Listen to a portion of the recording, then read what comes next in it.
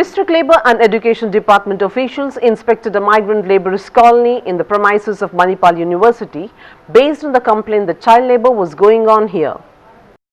The colony has about 1,016 labourers working for 14 contractors.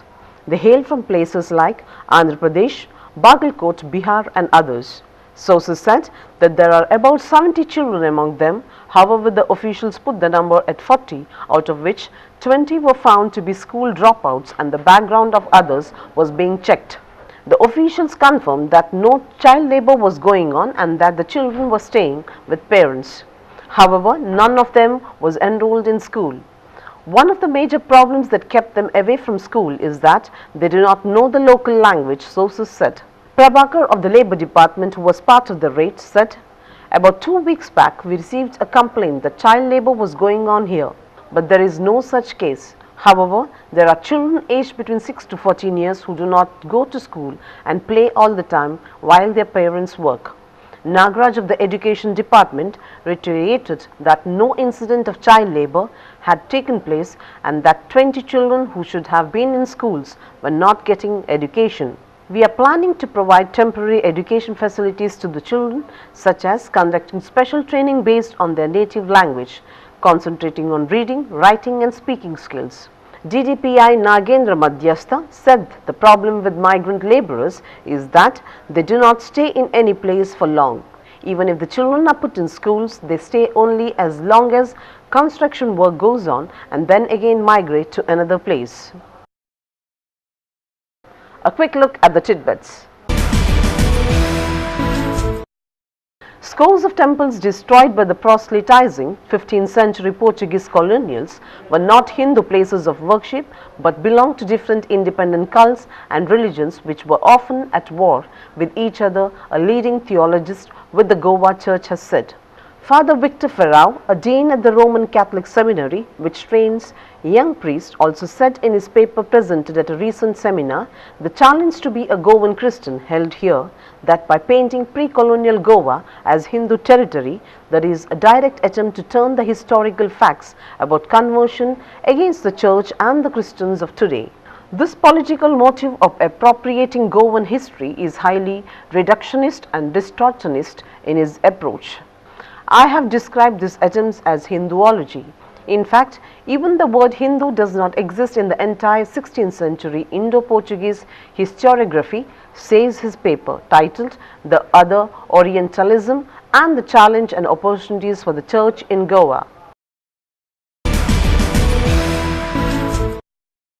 Shalini Rajneesh, Secretary of the Personnel and Administrative Reforms Department, has informed that 110 more services are being included under the ambit of the Sakala scheme of the state government. Addressing a press meet at the DC office, she said a total of 375 services pertaining to 21 departments will be available under Sakala scheme. These include 76 services pertaining to Department of Higher Education, 5 pertaining to Sericulture Department and 1 service pertaining to Market Department. She said a month-long training will be arranged for officials at every district headquarters.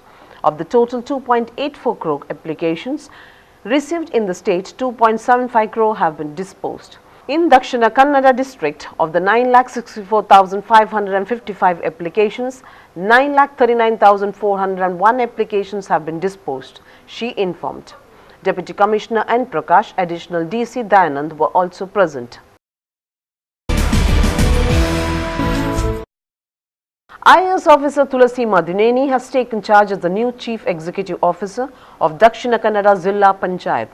She was earlier serving as DC of Koppal district. Tulasi took over from K.N. Vijay Prakash, the outgoing CEO. Speaking after relinquishing charge, Vijay Prakash said he was satisfied over his performance in the Zilla Panchayat and said it was a matter of immense pleasure that the Zilla Panchayat secured the Nirmal Bharat Puraskar during his tenure. He said the Dakshina Kannada Zilla Panchayat has on annual a project of issuing smart cards to over 4,500 members of the Koraga community in the district. He said the biometric card will have all details pertaining to the house, property and health chart. The survey in this regard is complete, he said, and added that much of the data entry work is over. Once again, the main headlines. Alleging harassment, youth attempt suicide, State Secretariat Vidhan Sauda stunned. Beautification and civic amenities, Rs 140 crore plans to Taj Gunj. Check the man-elephant conflict, State prepared 109.37 crore project. Check for child labour in Manipal, fine only children out of school. Different independent cults, religions, pre-colonial Goa not a Hindu territory. 375 services under Sakala, Secretary Shalini Rajneesh. Tulasi Madineni taken charge, new CEO for Dakshina Kannada Zilla Panchayat.